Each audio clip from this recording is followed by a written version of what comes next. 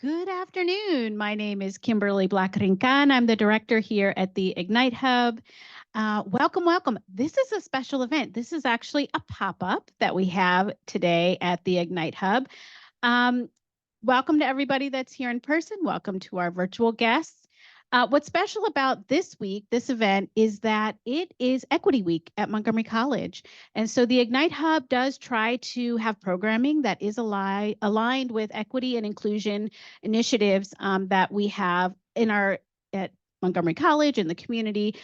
So the Hub actually collaborated with MC Votes to co-host this event today to talk about equity and tech in the voting booth. And we have some very special guests who are going to speak with us today and help us understand what is that intersectionality between equity and tech and voting. So our first guest speaker that we have here is Dr. Gilberto Zelaya. He is known to Montgomery County residents as Dr. Z, and he is the Empowerment/Public Information Officer with the Montgomery County Board of Elections. He is responsible for coordinating community relations and outreach with an emphasis on compliance with Montgomery County Spanish language requirements under Section 203 of the Voting Rights Act.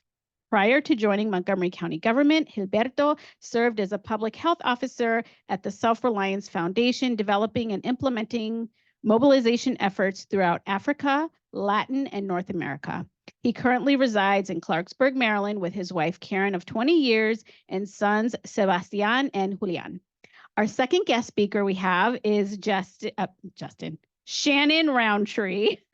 Shannon Roundtree is the MC Votes student lead at Montgomery College. He has his 18-year journey in business development includes role as VP of events and director of marketing.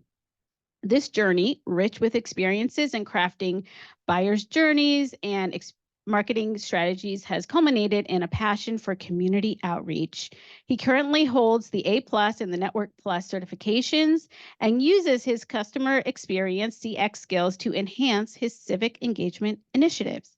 Shannon is driven by a deep-seated belief in equity and inclusion and is eager to share with the Ignite Hub community how our civic duties are integral to building inclusive communities, drawing from both his professional path and personal dedication to making a difference. So let's welcome our guest speakers. Thank you. This is two-part. In addition to our speakers that we have that are going to speak in a moment, we also have some MC Vote student ambassadors. So if you're here in public or in person at the Hub, we have a table. We have a student ambassador who can help answer any questions that you have about voting this year. And Shannon will talk more about it, but just wanted to let you know that we have the student voice present and representing today. So with that, I'm going to turn it over to Dr. Zelaya, and then we'll go from there. Thank you so much. Good afternoon. Appreciate the opportunity to engage the Montgomery College community. Last century, I took a couple of classes at Montgomery College as a student at GW. Before smartphones and tablets and all, we had books and pens and paper. But it was an incredible experience to make that bridge between high school and college life when I went to GW. So it was an outstanding opportunity. So thank you. It's kind of full circle being here. So we're going to talk about equity and tech in the voting booth. Look at my clicker. This one. Okay. So here's an infamous picture for those. And I mean, I recall this was after the 2000 census. Don't know if any of our students recognize these pictures, but this is the infamous hanging chads from the Florida elections. And these pictures actually has relevance about equity and tech in the voting booth, and we'll get to that later. So we will see our friend in a couple of minutes. Moving forward, I want to thank all the military, those who are active, retired, the National Guards, those who are taking classes or finding a second career, by all means, or maybe they're teaching or alumni and or students. Thank you so much for affording us the opportunity to really engage in the process of participatory democracy as it pertains to voting. And also thank you to all the election heroes, poll workers, volunteers, the staff. I know we've been working closely with MC Time, MC Votes. MC Times is my, it's our payroll. I gotta do my payroll. MC Votes for collaborating with Montgomery College and disseminating information to students and staff about the rules and expectations and policy and procedures regarding voting in Maryland's franchise. So this is kind of a weird request. You could take out your cell phones here, which is interesting. You'll probably will never hear that from any professor or presenter, but if you text these commands to your cell phone, it will give you tools not only to engage the electorate, but also to provide information to loved ones. So text the word vote, and that will allow you to leverage the Maryland Online Voter Registration Portal. If you text the word check, you could check your Maryland voter registration to make sure that, number one, information is up to date, your address, your name, party affiliation, because we'll be discussing this in a second, but the advanced voter registration deadline is coming up. It's next week, Tuesday, the 23rd of April.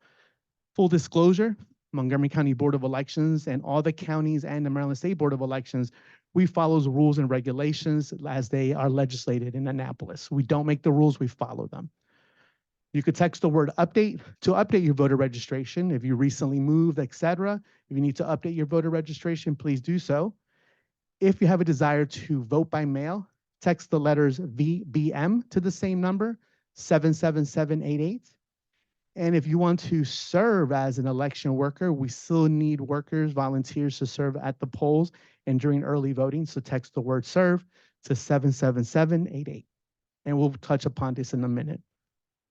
So an election worker is an individual, is a registered Maryland voter who provides assistance to our voters entering the polling place.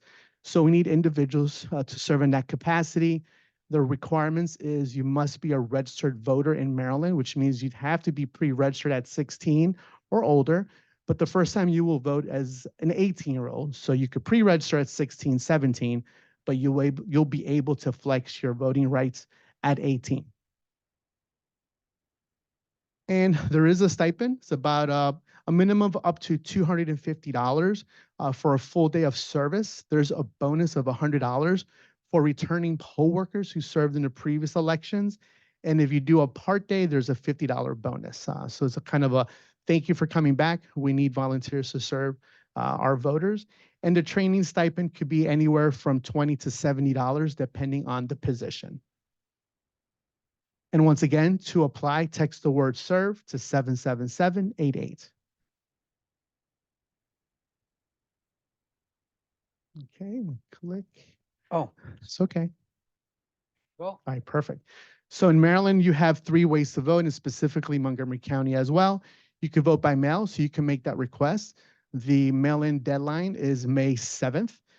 You could also, if you prefer to vote in person, you have 2 options. You could vote early from May 2nd through the 9th, 8 consecutive days from 7 a.m. to 8 p.m. What's interesting with early voting, you're not tied to a particular early voting location. And if you didn't leverage in person during early voting, you could vote on Election Day, which is a Tuesday, May 14th. The sample ballot that was recently mailed to you, our preference is that you vote at your particular polling place. However, for whatever reason, Montgomery County is infamous for traffic. If you're stuck in traffic and you cannot make it to your polling place, find the nearest one. You will need to vote provisionally. We will do the research why you voted provisionally, and then we will ascertain and we'll introduce your ballot, your provisional ballot through the canvas to get tabulated. There is a process, but make a vote plan. Make it early, okay? These aren't surprise dates. Please, you got your sample ballots, so plan accordingly. And I mentioned quickly the advanced voter registration deadline is Tuesday, April 23rd, and this is very important. Maryland has closed primaries. So right now, about 50% of our registered voters are registered Democrat, 15% are registered Republican, and 25% are registered unaffiliated.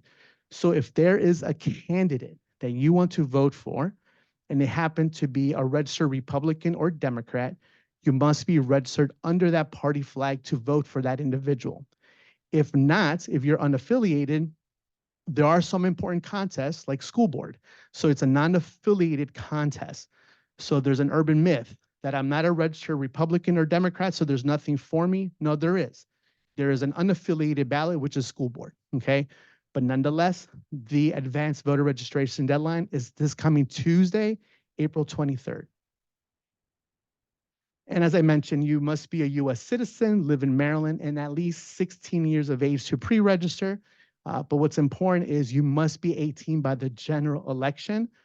For those students present, if you are 17 years of age today, like right now, but you will turn 18 on or before November 5th, which is the general election date, you could vote as a 17-year-old in the primaries, okay? So it's very important nuance, okay? So if you're 17 now, you will turn 18 by November 5th or before, you could vote in the primaries as a 17-year-old. So important information. Montgomery County has 58 ballot drop boxes. I'll congratulate Montgomery College. We added 3 new drop boxes at each of the 3 campuses. So shout out to MC, woo, woo, and to MC Votes, Carla Silvestre, the whole leadership, Dr. Smith, the president of the university. It's just a team effort. Dr. Williams, I apologize. Dr. Williams, use the boxes, please. Okay, so leverage them.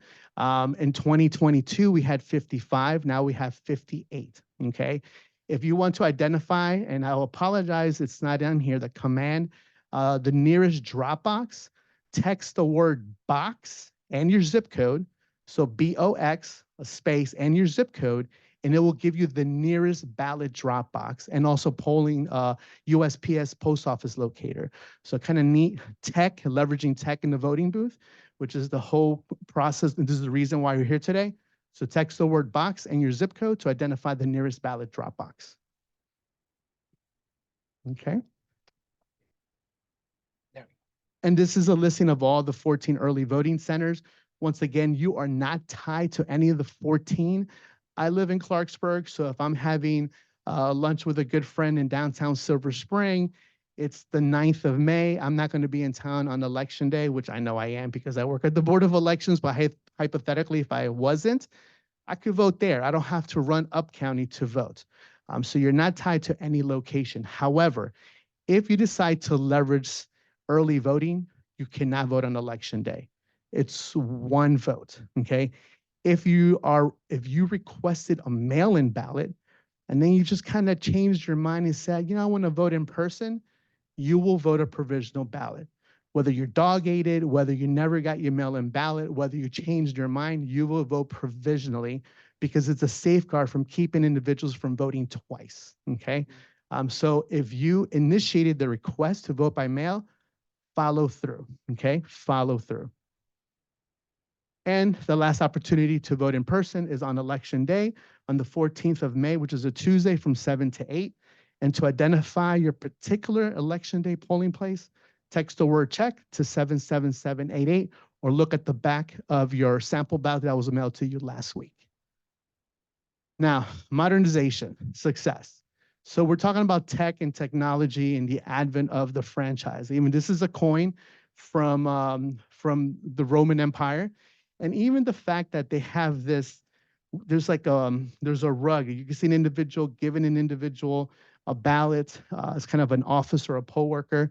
There's kind of in the coin, there's like a mesh. And just crossing that threshold was a privilege. At that time, that privilege of going through that kind of threshold for them was a way to cleanse the voter as they cross that line to vote, right? That's for them, it's tech, right? It's a process of voting. If you didn't walk through that threshold, you weren't allowed to vote, okay? So there's systems in place. And then the attendant will give them a ballot and then the individual would vote accordingly.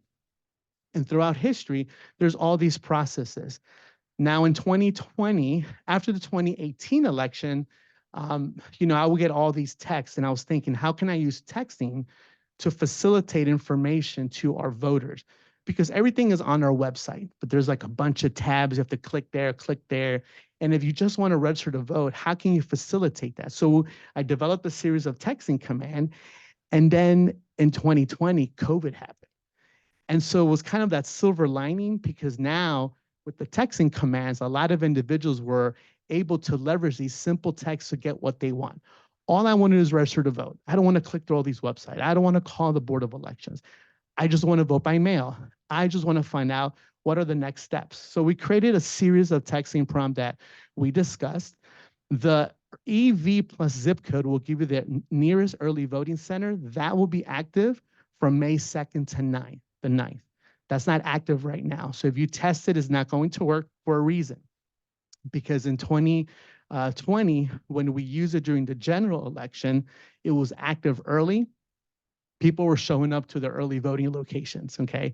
So that texting prompt, EV plus zip code, will not be available until the beginning of early voting, until the end, from the 2nd through the 9th.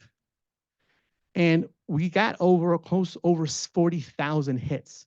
So we're seeing an increment in using the technology. We also created a MoCo Votes app, and the Votes app has everything that's on the website, but it's just easy. Big buttons, facilitate the information, dates, times, maps. You could plan your trip if you take public transportation.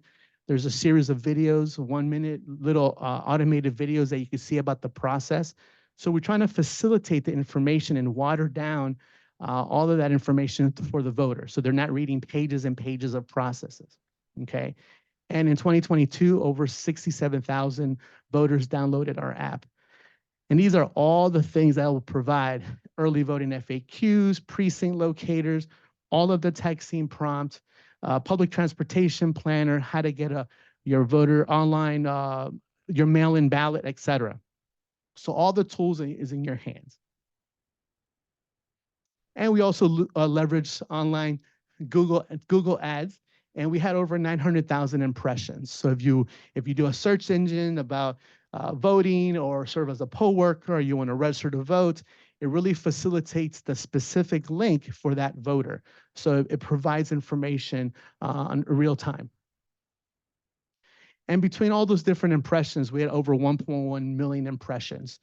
We have about 680,000 registered voters. So it's important that we provide all this information to our voters prior to making that voting plan to go to the voting booth. And QR codes. I apologize that you can't see the paper says outreach, but you know what we've learned working with youth is that, just like my own son, their handwriting is abysmal. So when they fill out applications, they don't write. And I tell them, even my own children, if you are stranded on a desert island, don't bother sending a rescue note, because no one's going to read it and they're not going to find you. So the QR codes, texting really mitigates the handwriting. Okay, but guys, please, handwriting is very important. You still have to write, especially if you're applying for the first time, because we have to file your signature. And once you're registered, then you could do it online. But that signature is critical. Also, if your signature changes, because my signature when I was in 18 was much different than it is today. Anytime you fill a petition, your signature needs to match when you submit petitions. So make sure anytime your signature changes, submit a new paper application, not a digital one, okay? Now, another thing that really came into play is virtual outreach because of COVID. Everything was really one-on-one in person. And we have a lot of some staff, Reverend Nelson's there, and then also Nick is there. This is an event we held together, actually with Montgomery College. So that was by design, I pulled it. And I'm here in the corner. If you see me in the upper right-hand corner just talking. But we look at our partners, okay, our partners to serve. And then for the 2020 presidential COVID elections, because everything was new, everyone was hiding at home, we held over 182 virtual sessions. And that's a lot, because we couldn't go in the community. Everything shut down in March of 2020. Okay, so we worked with about 117 organizations, and it was a hard stop, 17th of March. The country, it was a global shutdown. So all of the outreach events that were scheduled, we had to cancel. So with the advent of Zoom, we started leveraging that. So now what's interesting is, as COVID hit, you see we had 447 in person. 117 organization, we collaborate to hold 182 virtual sessions. For the 2021-2022 cycle, we had 72 virtual, 49 organizations, 194 in person. And now, as you could tell, the virtual sessions are, I mean, this is one virtual session today. So that's one of the, and I need to add that. So now it's 32, right? For this cycle with 19 organizations, but you see the in-person is going up, right? So as Zoom goes down, in-person goes up. So the goal is for the 2026, we want to hit that 500 mark of in-person with a mix of virtual, right? There's the technology we want to leverage. And the benefit of virtual is there's a shelf life. You can record it, you can put it on YouTube. The deadlines are relevant for that election. Once that election passes, then the deadlines are dated, but really the information won't change until the next election. Oh, there's another legislative session. Some things may change, but we're here to serve and we'll inform our public. Now, military overseas and ADA, web delivery. So web delivery was created to facilitate access to the franchise to military overseas. So if, let's say, you're doing research on Mount Kilimanjaro in Madagascar, and outside the domestic United States, we really can't manage or know how the postal system is in other countries. Coming out of the US, we could get it to that country, but then the mail stream in other countries around the world may not be as efficient. So the web delivery facilitated access to get your ballot online. The Maryland State Board of Elections will email you a link with a login and a password so you could download your ballot and then print it and mail it back.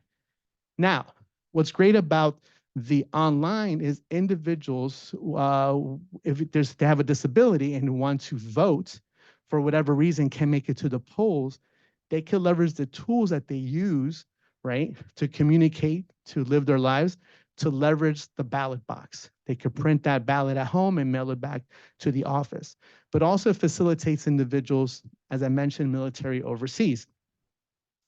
Now, one of the challenges is with the web delivery is, you know, it's part of the process and we have to canvass. Right now, we have about 150,000 mail-in ballot requests and about 19,000 are web delivery requests.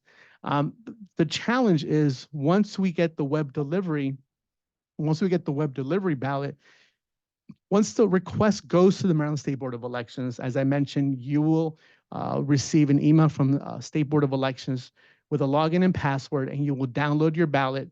You will need to print your ballot at home. You will need to use your own paper, toner, and printer. And then you would also need to provide your own envelope. And lastly, postage with the web delivery. If you're overseas, if you're in Montgomery County, you could drop off your ballot in one of the ballot drop boxes. Now, the issue is once we get that web delivery ballot, then we cannot scan it because our high velocity scanners are prepped to scan the official cardstock large formatted ballot, which we have at the polling place, or you will get if you request the mail-in packet and not web delivery. And the challenge is, it's an administrative challenge because what happens is we need to have bipartisan teams to transpose that web delivery into the official ballot. So being teams of a bipartisan team, a Dem and a Republican, or a Dem and an unaffiliated, and one will read the ballot, the other will fill in the bubbles, and then they trade. Then the one else filling the bubbles will read to make sure that the individual filling the bubbles correspond, right? And we have to do for this election over 18,000 times. And here's the interesting thing. The vast majority of the web delivery ballots, Kensington, Rockville, Potomac, Gaithersburg, they're inside Montgomery County. Some are outside Hawaii and Alaska, and we get those. But the vast majority are in Montgomery County.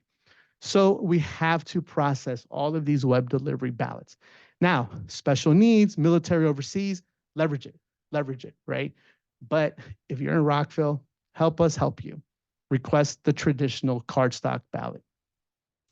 Now, there's a new texting that we're going to, hopefully it'll be ready by today or tomorrow, is to track your mail-in ballot. There's all these concerns like, I put my request, when is it going to get mailed? When is it going to come to me? I voted already and I already put it in a Dropbox, or I put it in a post office. Did you get it? So to mitigate calls to the office, we're going to have this tracking prompt. You just text the word track to 77788, put your information, and it'll tell you the whole process of that mail-in ballot. So hopefully with the next 48 hours, it'll go live. We'll test it, and then we'll share it with MC Votes to disseminate to staff and students. Now, the ballot marking device. So because of the advent of the 2000 elections and the hanging chads, Congress invested a lot of money on the ballot marking device. And there's two folds why this equipment is outstanding. Number one is, if you decide to vote in person, you have two options. You could either leverage the ballot marking device, or they'll give you the traditional cardstock ballot and a pen, okay? Paper or pen, the traditional, you fill in the bubbles, follow the instructions, read the contest, submit it, and then scan it. So it's kind of simple. The web delivery also provides, eliminates unclear marks. Maybe you have a broken arm, maybe you have a condition with your arm that you can't fill in the bubbles, maybe you have poor eyesight. It could be a multitude of things. But both the scanners will tabulate the traditional cardstock ballot or the ballot marking device activator card. And under the Department of Justice, ADA federal law protects the rights of voters. It is requirements. And these are the different federal laws that protect the rights of voters. The Voting Rights Act of 1965 prohibits election officials from conditioning the right to vote regardless, like poll tax and Jim Crow. The Voting Accessibility for the Elderly and Handicap Act of 1994. The National Voter Registration Act of 93, and the Help America Vote Act of 2020. And that really came about access, looking at the franchise. And with the advent of the 2000 election, it ensures accessible voting, that there's a system in place so individual could vote independently, okay? Independently, and that's the word, independent voting, okay? And if you look at the picture, I'm gonna go back really quick. We do a lot of outreach into the community. We do a lot of outreach to students, staff, but also seniors, first-time voters, newly naturalized citizens, youth. Even we have a Future Vote program that we teach about the voting process for middle school students. And here you can see we do outreach with special needs community. We do a lot of work with National Federation of the Blind, the Washington Ear. So we really want to facilitate the booth, the voting booth, and the voting experience, whether it's in person or by mail. And so the Express Vote does that. There's sip and puff equipment. It has the audio ballot in English and Spanish. So it could be that either languages is not your native language. Maybe you recently acquired those language skills. You could listen to the audio if you're a blind voter, or you have, if I take my glasses, I can't see. And so if I want to, I can magnify the screen up to 35%. I can have a combination of a magnified ballot, and I can listen to the audio. I could speed up or slow down the audio. If I'm a blind voter, I could gray out the screen while I'm listening to the audio, so someone walking behind me cannot look over my shoulder to see what I'm voting. So the whole issue is independence, right? And so there's a whole plethora of options that the voting equipment does and it provides to our voters. And prior to the 2000 election, right, in hanging chads, you needed someone to assist you, okay? So when Congress invested a lot of money into the touch screen, this is kind of a second, third iteration of the voting system. The one we had prior when I joined the Board of Elections in 2003 was very similar, but there was a card the system would record your vote. Later on, there was a concern that there was no paper backup. So if you needed to do a manual audit, there was nothing backing up other than what was recorded on the CPU on a computer. So that's why we have the paper ballots and the activator cards. So if we need to do a recount, we have a paper backup. And here's the infamous picture of the hanging chads. And that really came from the advents from this experience in the 2000 elections, whether you're happy or not happy with the outcome, that really kicked kind of this, and it was the catalyst that served about looking about independent voting. And HAVA was a direct response to the election administration in the 2000 elections, the hanging chads. And the Supreme Court got involved in calling that election, right? And so, and this whole issue of the poor ballot design, and that's what kind of initiated the current touchscreen or the ballot marking device. And I mentioned all the different tactile keypads, has Braille, the rocker switch, sip and puff. You could grade the screen magnified. If you're colorblind, it could be on grayscale. You could do a combination, the audio in English and Spanish. So you could really customize your voting experience on election day if you're voting in person. Unlike voting by mail, obviously you would need some assistance, but voting independently is key with the voting ballot marking device. And once again, you know, with voters with blind or visual impairment, like I said, I take my glasses off, I need to magnify. And it's one thing that's interesting. Regardless, there's a point where you're gonna need glasses. Regardless, there's a point you're gonna need bifocals, right? We're gonna lose a step, right? Your hand-eye coordination will change, whether you like it or not, okay? It's gonna happen. And so the equipment is there to facilitate your vote as an independent voter without needing assistance. However, if you do need assistance, this is the reason why we need poll workers and election workers.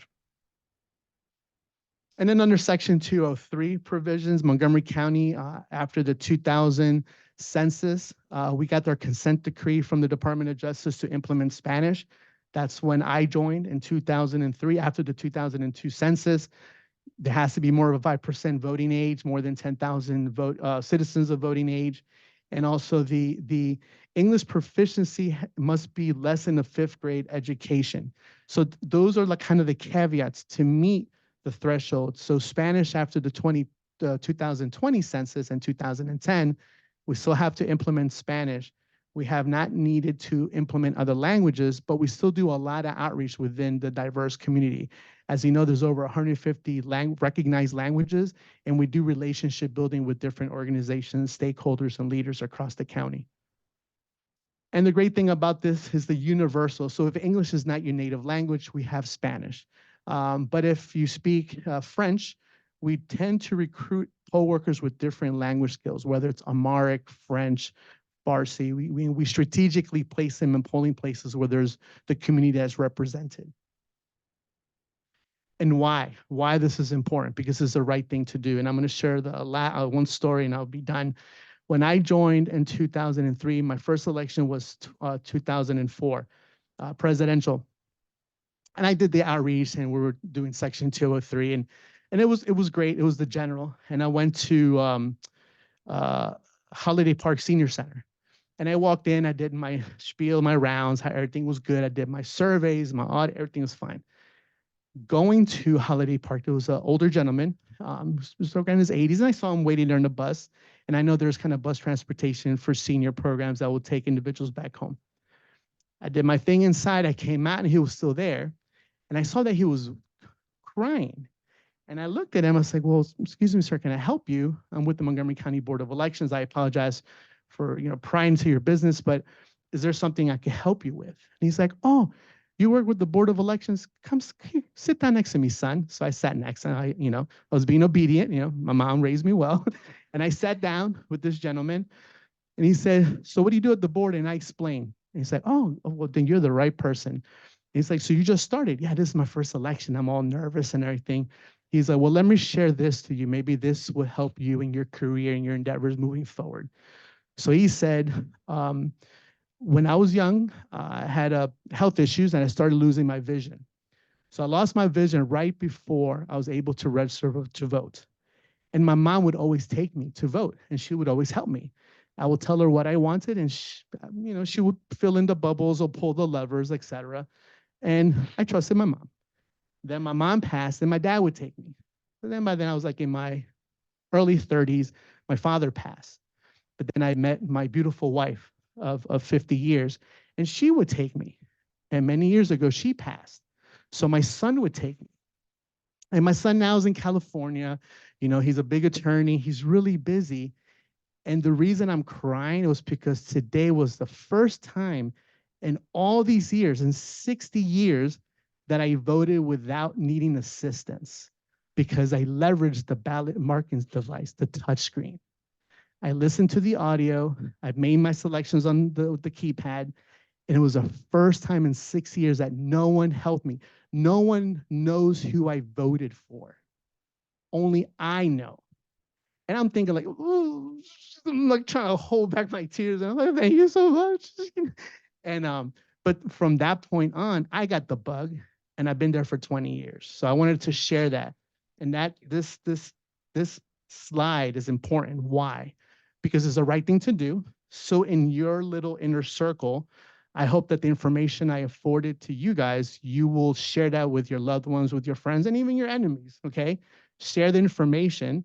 Makes my life easier because there's 680,000 registered voters. And for those present today, if you could share this with your loved ones, I'm greatly appreciative. I'm here to serve, and I hope you learned something from me today. Thank you. I'll pass it on to my brother Shannon. Thank you, Dr. Z. Wow, that was great to see all of the things that goes into being able to incorporate technology into voting and making sure that everyone gets their voice heard. So thank you again, Dr. Z, for being here with us, the Board of Elections. Thank you to Ignite Hub for having us.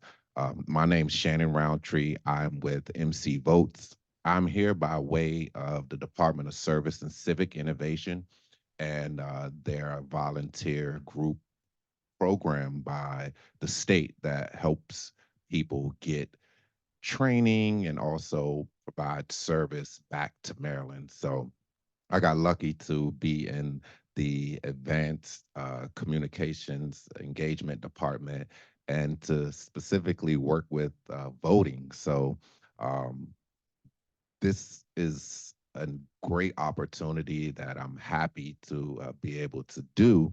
But more importantly, I was looking through a book my grandmother had passed in 2019, and I was looking through a book of Who's Who of Colored America. This book is from like the 1950s. And my great grandfather was actually an activist. He was a person who was active in the community to, fight for your rights, to establish different organizations and things in the communities like schools and advocate. So for me to be, in this position now is like, wow, it's in my blood, it's in my family. Like, so I feel great about being here, and also the leadership that I'm under with the community of engagement. MC Votes is a working group of faculty, staff, and students where we encourage voter education and civic engagement. They implement the college's voter engagement plan, and you can find this information on the MC Votes website. We do collaborations and cross promotions with various organizations and groups in the community to make sure that students and anyone can find information on how to vote, where to vote, information on the candidates, information on the processes that it takes to voice your opinion.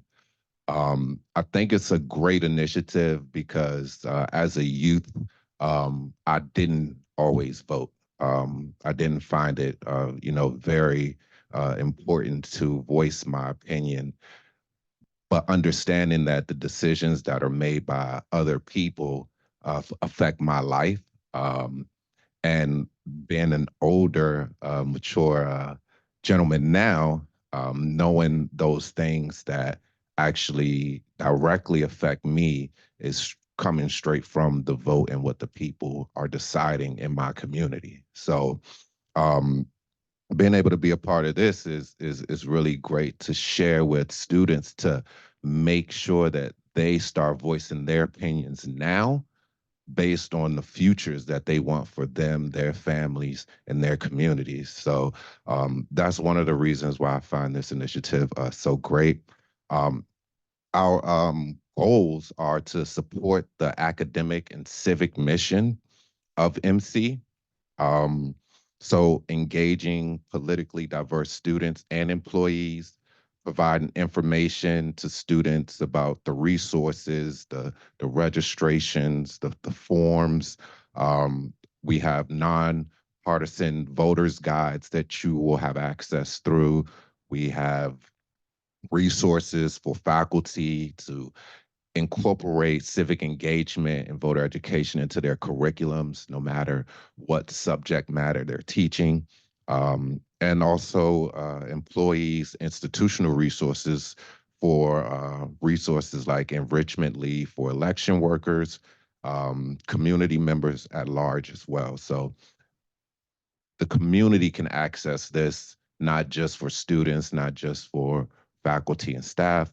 Our goal is to increase the MC students' turnout during election. So we had a student who was a part of the ambassador program last year who advocated for us and was able to petition to get these ballot boxes put on our campus. So we made the step one step easier, one step closer for you to be able to voice your opinion and to have a larger turnout, because the future that's coming is your future. So we definitely want to make sure that your voice influences that future. We have our chairs, Lisa Hackley, Joseph Strumpf, Carla Silvestre, and Gloria Bonilla, who guides this initiative.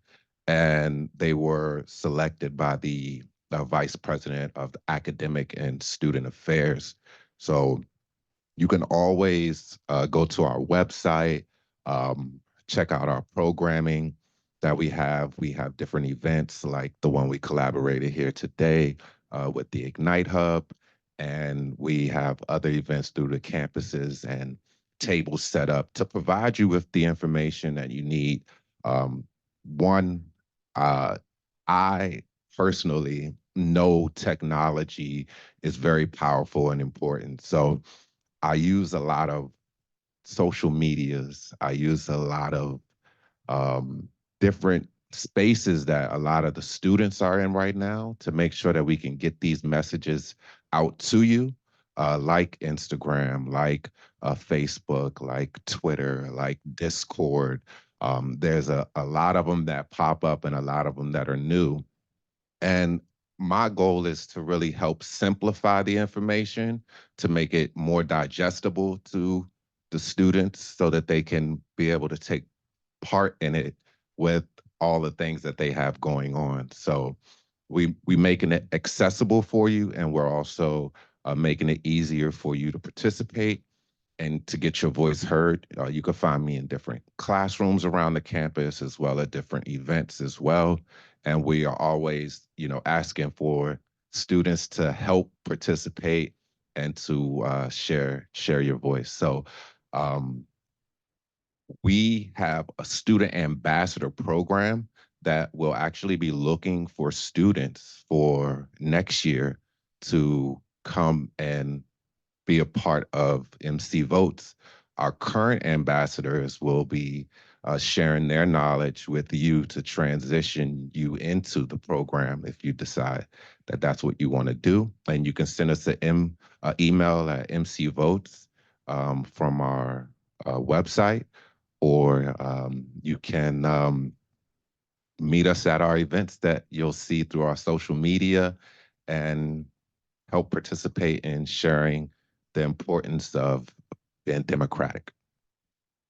Thank you.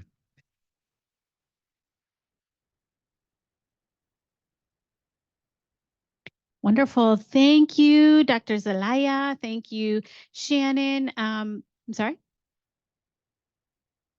Yes, Yes, thank you. So I just wanted to thank our guest speakers again. Oh, wow. Okay. We have both of them standing up. Thank you, Dr. Zelaya. Thank you, Shannon. We heard some really powerful stories today about equity in the voting booth and the variety of opportunities that are there to participate. And then also learning more about the MC Votes, opportunities that we have at the college and how we at Montgomery College are very involved in supporting the community and making sure that civic engagement is part of our process and that our students are able to participate, our faculty are able to also include that into the classroom, which is very important. So with that, this is our Q&A session. So I know I have some questions, but I'd like to open it up to our guests that we have here in the Ignite Hub and of course our virtual guests online. Those of you that are online, please put your questions in the chat and then we'll read them from there. But maybe we can start here in the hub. Are there any questions? Yes.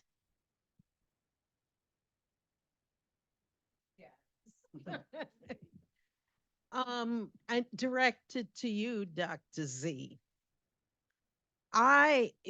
During COVID, I did the online thing where the form was mailed to me. I filled it out and submitted because it was COVID time.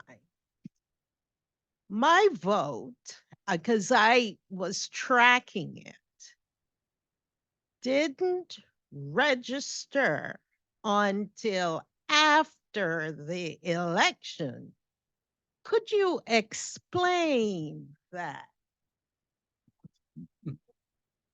Great question. So her question was 2020. So 2020, the primary, because remember, everybody was in their homes. We were like kind of hiding.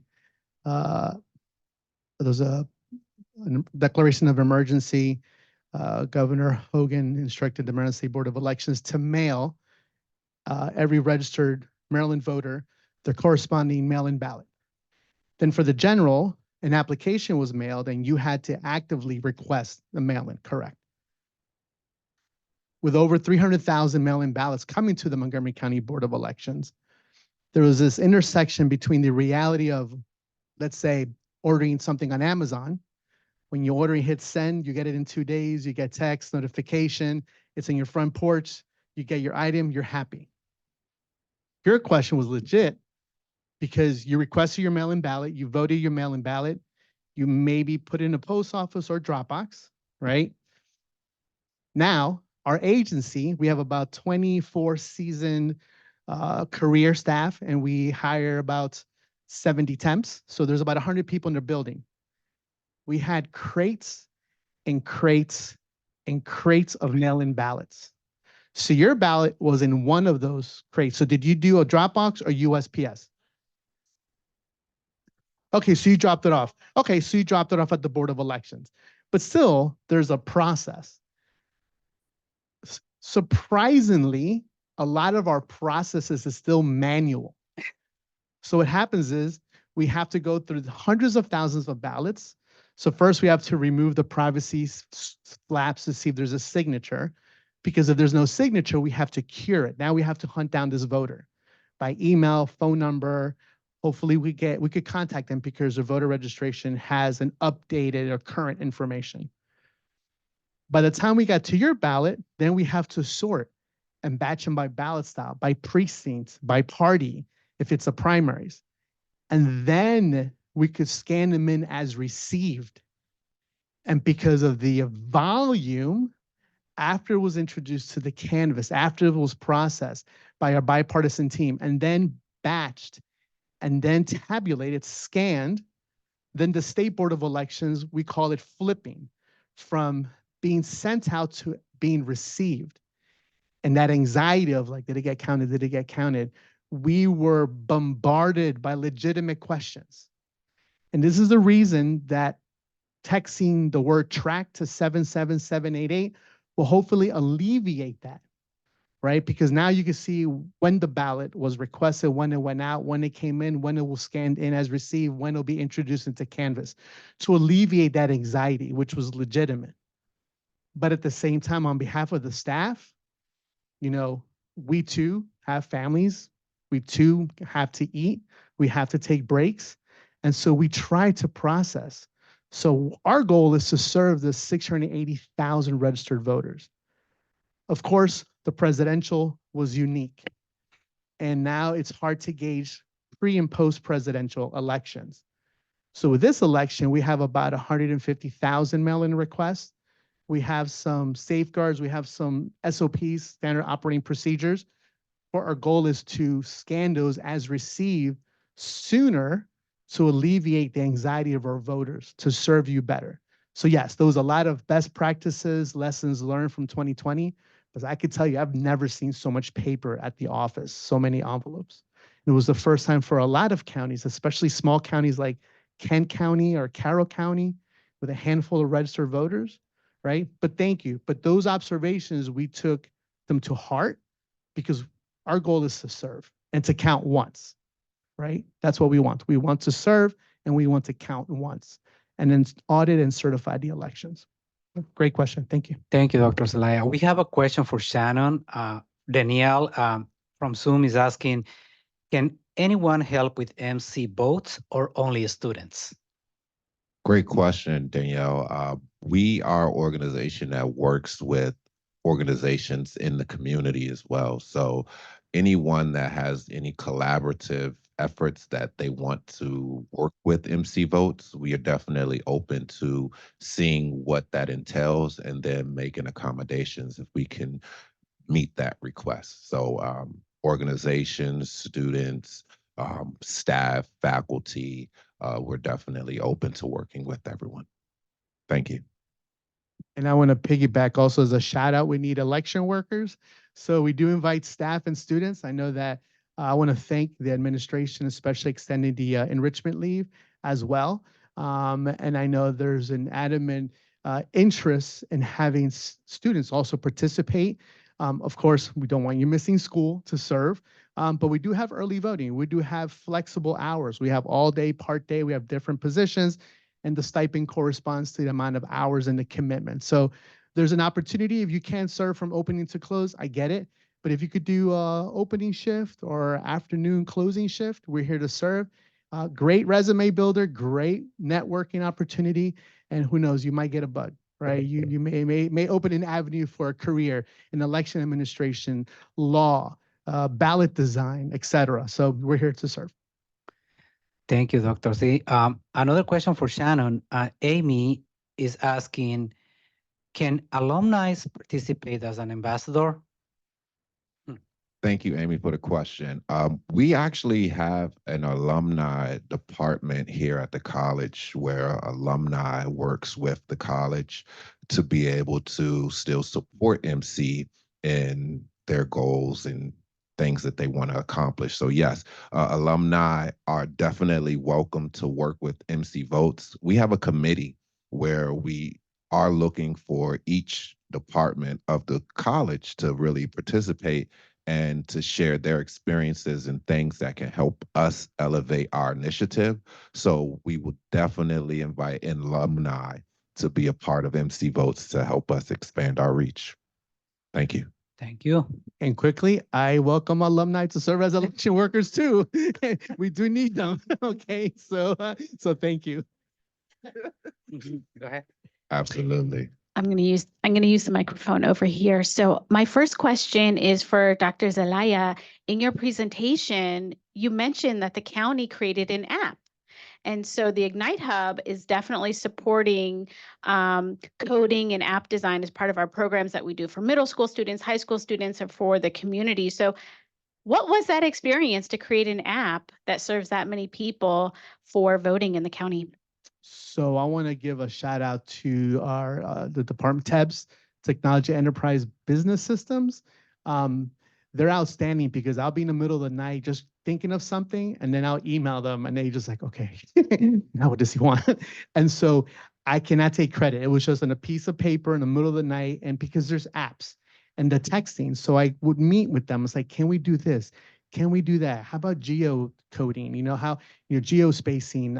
I wanted to do an app where if a voter walked into a near an early voting center, they will get an announcement like, oh, you're 3 miles from an early voting location. But there's a lot of coding, and also there's a lot of expense that comes around developing an app. But yeah, so any opportunity, and even within the student body or Ignite, there's opportunities to collaborate. Obviously, for the current election, I'm up to here, but after the 2024, we could definitely sit down to see how we could intersect and work with the community and maybe develop a different app, a different type of texting, geo spacing, et cetera. There's a lot of technology that we will love to initiate. One of the handicaps that I will take blame for is I see these things, we're in the middle of an election. And so it's very difficult. So most definitely, let's chat, let's work together, and let's discuss. I had two questions for Shannon. First, can you tell us a little bit about what does an MC student ambassador do? Like, what are the tasks? What are the commitments? And then the second question I have is specifically about your journey in being working with the college. So you mentioned that the state has a program about civic engagement. What is that program, and how could somebody who wants to participate learn more? Absolutely. Thank you for that question. So, student ambassadors is our main resource, is what we really need. We need the students' voice to really talk about voting. It's different from, a perspective of, an adult or professor or staff member talking to a student, trying to get them to show interest in it. But when it's coming from your peers, it's better digestibly to be able to say, oh, okay, this is something that is important to me, my community, and my age. So we use the students to do those things, tell us how we should be putting out content when we're placing it on our social media, setting up tables so that when students do come to the tables, they're asking their peers, hey, what's going on? How does this work? And they're able to explain it to them in a way that they're able to accept it, where it's not like it's a telling thing, but more of a sharing thing. So we use their ideas, we use their energy, we use their just brain power, everything that they have going on with the college and school. We try to apply that. So that's what we need from them, and that's what we do. So when we have events, they'll do tabling for us. If they have any ideas on where we should go in the community, how we should, put our content out, our messaging, what colors we should use. So in the total aspect of MC Votes and what we do, we let their ideas flourish, how we move our content and information through the community. So they get leadership skills, they get networking opportunities, they get to work as an ambassador in a paid program.